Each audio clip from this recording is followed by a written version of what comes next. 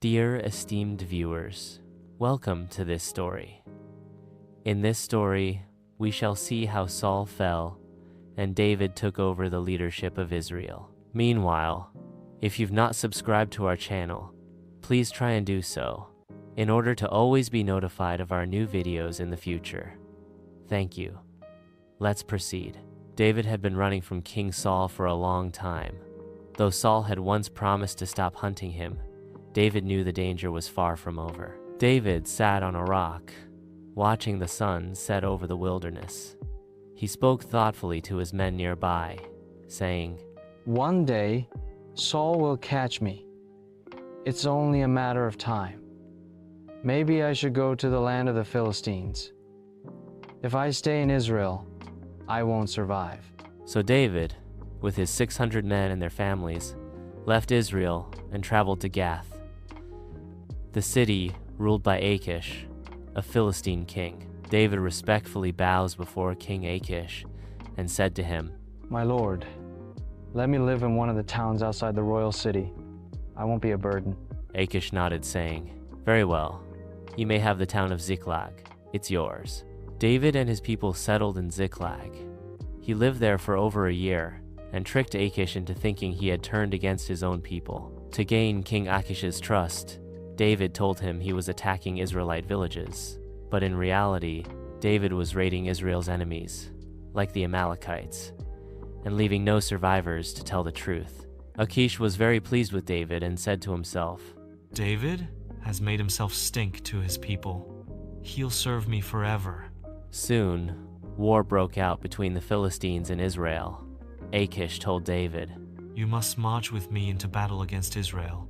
David, smiling carefully, replied saying, "Of course. You'll see what your servant can do." But deep down, David was trapped. Could he really fight against his own people? Meanwhile, King Saul was trembling with fear. The Philistines had gathered their forces. Saul looked out at the massive army and felt lost. He walked alone under the stars, praying. He tried to ask God for guidance through dreams, prophets, or priests, but there was only silence. Desperate, he lamented. "God is not answering me. I need to know what to do." So Saul made a terrible choice. He disguised himself and sought out a forbidden spirit medium in the town of Endor, hoping she could summon the prophet Samuel from the dead. Saul in disguise approached a small hut lit by torchlight. The soothsayer, the medium of Endor, said nervously, "You know what the king has commanded. I could be killed for this." Saul replied with certainty, saying, "I swear, no harm will come to you. Please, call up the spirit of Samuel." The woman cried out in shock when Samuel appeared.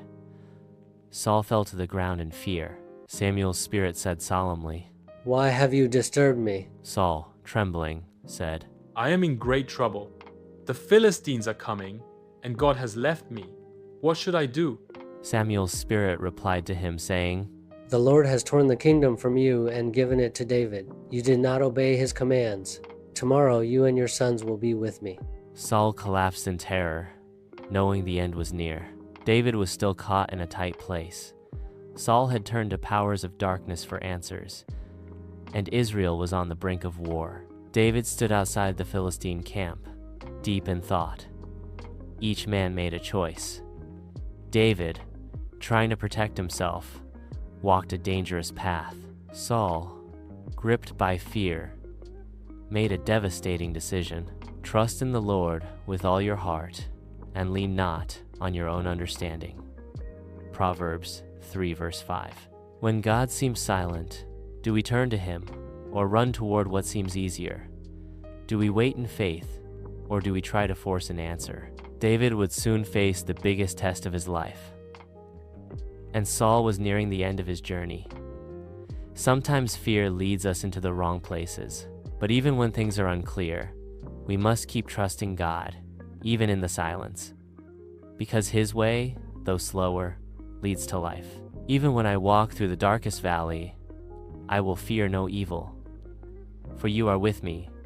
Psalm 23 verse 4. In fear or in faith, we all have to choose. What path will you walk? when life feels uncertain. In a time when Saul was still king of Israel, David was living as a warrior in exile. He had been running from King Saul, who wanted him dead, and now found refuge in a surprising place among the Philistines, Israel's enemies. David had gained the favor of King Achish of Gath, and together with his 600 loyal men, he settled in a town called Ziklag.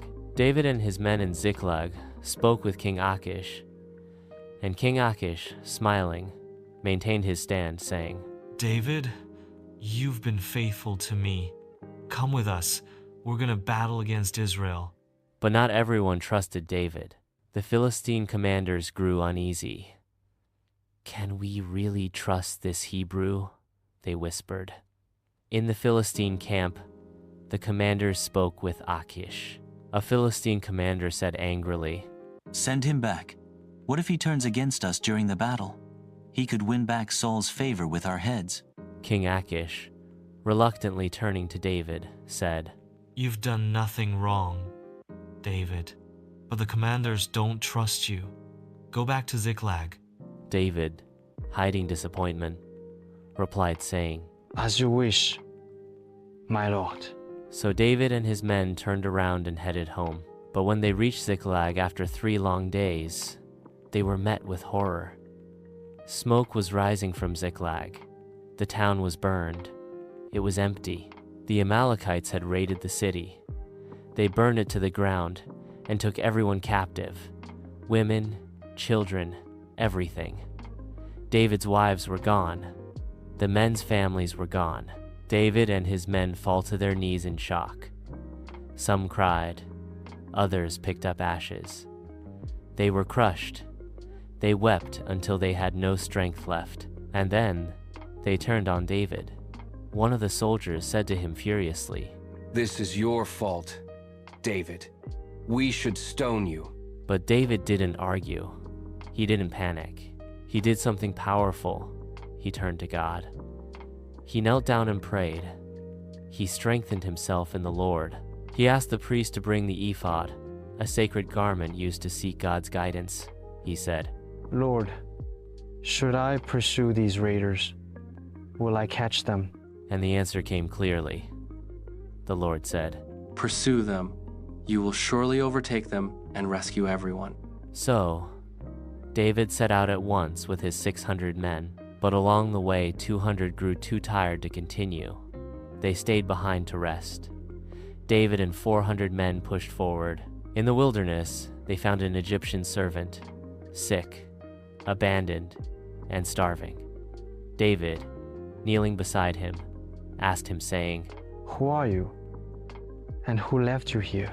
He answered, I'm a servant of an Amalekite. My master left me behind 3 days ago. I know where they are. David fed him, gave him water, and in return, the man led them straight to the Amalekite camp. The Amalekites were feasting, unaware of the danger. David and his men attacked at dawn. The battle raged from morning until the next evening. They defeated the Amalekites and rescued everyone.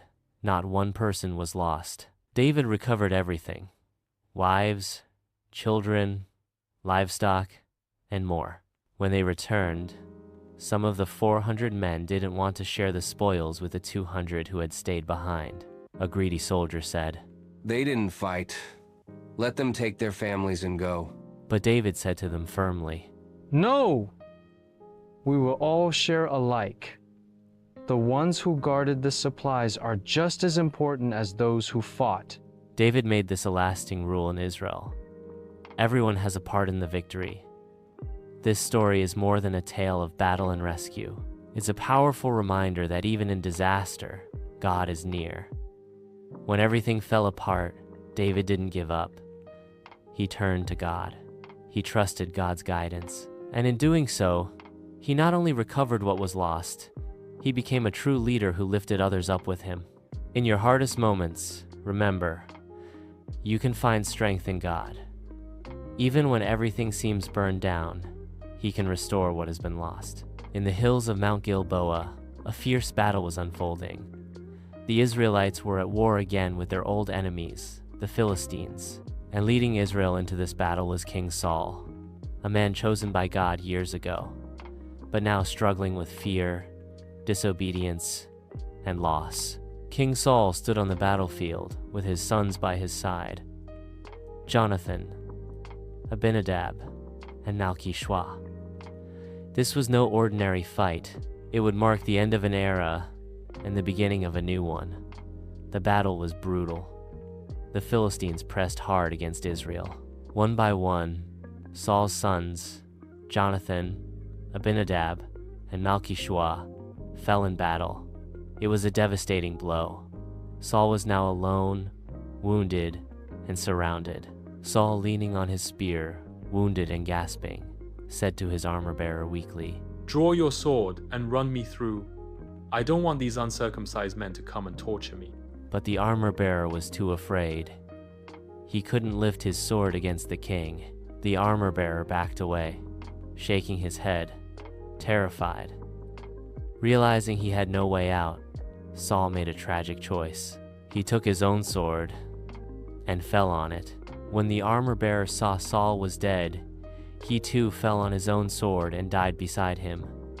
That day, the Israelite army was defeated. Many fled their homes, and the Philistines moved in to take over their towns. The next day, when the Philistines came to strip the dead, they found King Saul and his sons on Mount Gilboa. They cut off Saul's head and took his armor. Then they sent messengers around to spread the news in their temples and among their people. Philistine messengers cheered. The armor of Saul was displayed in a temple. They fastened Saul's body to the wall of Beth-shan, a deep humiliation meant to shame Israel. But across the Jordan River, the people of Jabesh-Gilead heard what had happened. These were the same people Saul had once rescued early in his reign. In a brave and loyal act, the men of Jabesh traveled all night, took down the bodies of Saul and his sons, and brought them back. They buried them under a tamarisk tree and fasted for 7 days and mourning. And just like that, Saul's story came to an end.